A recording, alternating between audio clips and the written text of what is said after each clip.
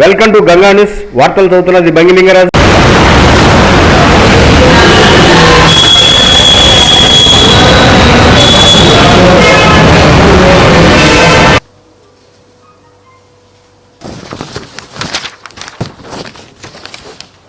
Okay, అందరికీ నమస్కారం. మీ అందరికీ తెలుసు, గ్లోబల్ క్రైసిస్ మనకి వార్ జరుగుతున్న సందర్భంలో చాలా స్పెక్యులేషన్స్ ఉన్నాయి. సో ఆయిల్ రావట్లేదని, తర్వాత at the same time gas కూడా సరిపడగా లేదని చెప్పేసి కొన్ని రూమర్స్ ఉంటున్న సందర్భంలో ప్రకాశం జిల్లా ప్రజలందరికీ, ఉమ్మడి ప్రకాశం జిల్లా ప్రజలందరికీ ఒక కమ్యూనికేషన్ ఇద్దామనే ఉద్దేశంతో ఈ ప్రెస్ మీట్ ఏర్పాటు చేయడం జరిగింది. సో ఇందులో ముఖ్యంగా ఏంటంటే, ఇప్పుడు వరకు కూడా మనకి ఆయిల్ క్రైసిస్ అనేది ఎక్కడా రాలేదు. సో మన దగ్గర సఫిషియెంట్ రిజర్వ్స్ ఉన్నాయి, దాని గురించి మనం వర్రీ కావాల్సిన అవసరం లేదు. రెండోది, ఈ కుకింగ్ అండ్ కమర్షియల్ గ్యాస్కు సంబంధించి కొన్ని వార్తలు సోషల్ మీడియాలో వస్తున్నాయి.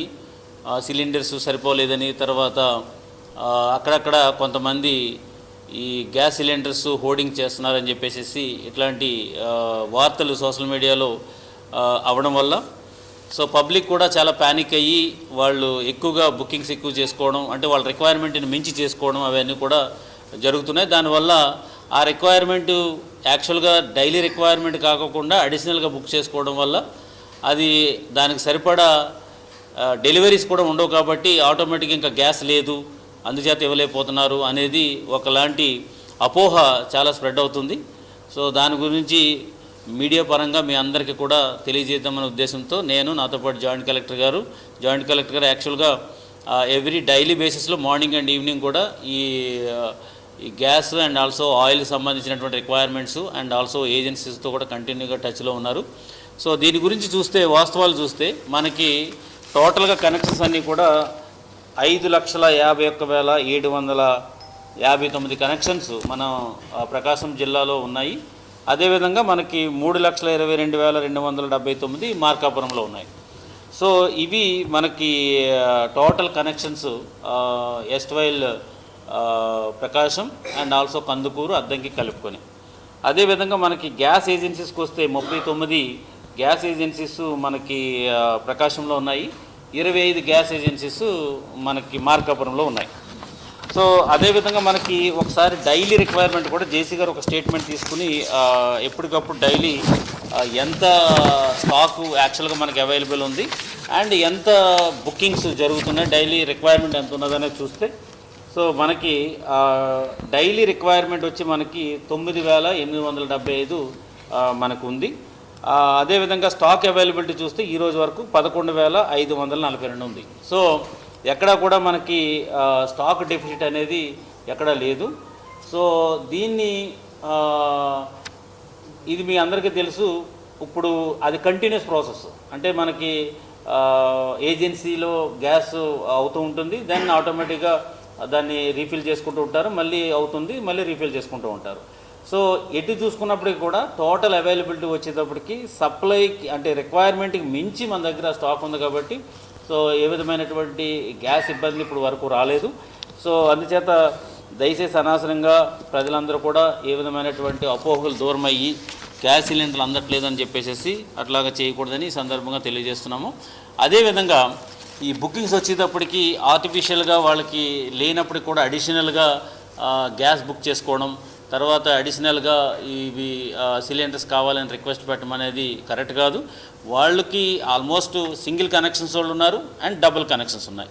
సో అదేవిధంగా కమర్షియల్ కనెక్షన్స్ ఉన్నాయి. వాళ్ళు రెగ్యులర్గా ఏదైతే వాడుతున్నారో, ఎంతైతే కన్జ్యూమ్ చేస్తున్నారో దాని ప్రకారమే వాళ్ళు బుక్ చేసుకోవాలి, దాని ప్రకారమే తీసుకోవాలని చెప్పేసి ఈ సందర్భంగా పత్రికా ముఖంగా ప్రజలందరికీ కూడా తెలియజేస్తున్నాము. At the same time agencies కూడా మీ ద్వారా హెచ్చరికలు జారీ చేయడం జరిగింది. ఇక్కడ ఉన్నటువంటి పరిస్థితిని బేస్ చేసుకుని వాళ్ళు ఏదైనా లేని స్టాక్, ఉన్న స్టాక్ని హోర్డింగ్ పెట్టుకుని లేదని చెప్పడం కానీ, తర్వాత ఆర్టిఫిషియల్గా ఒకలాంటి డిమాండ్ క్రియేట్ చేయడం కానీ, ఇవన్నీ చేస్తే చాలా చాలా కఠినమైన చర్యలు ఉంటాయి. బికాజ్ గ్యాస్ అండ్ ఫ్యూయల్స్ అన్నీ కూడా ఎసెన్షియల్ కమోడిటీ యాక్ట్ కింద వస్తుంది.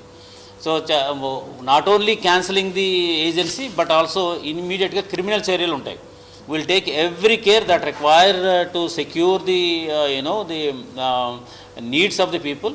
So I request that all the people should cooperate, and also మొత్తం ప్రజలందరూ కూడా ఏ విధమైనటువంటి అపోహలు లోను కాకోకుండా ఉండాలని సందర్భంగా తెలియజేస్తున్నాము.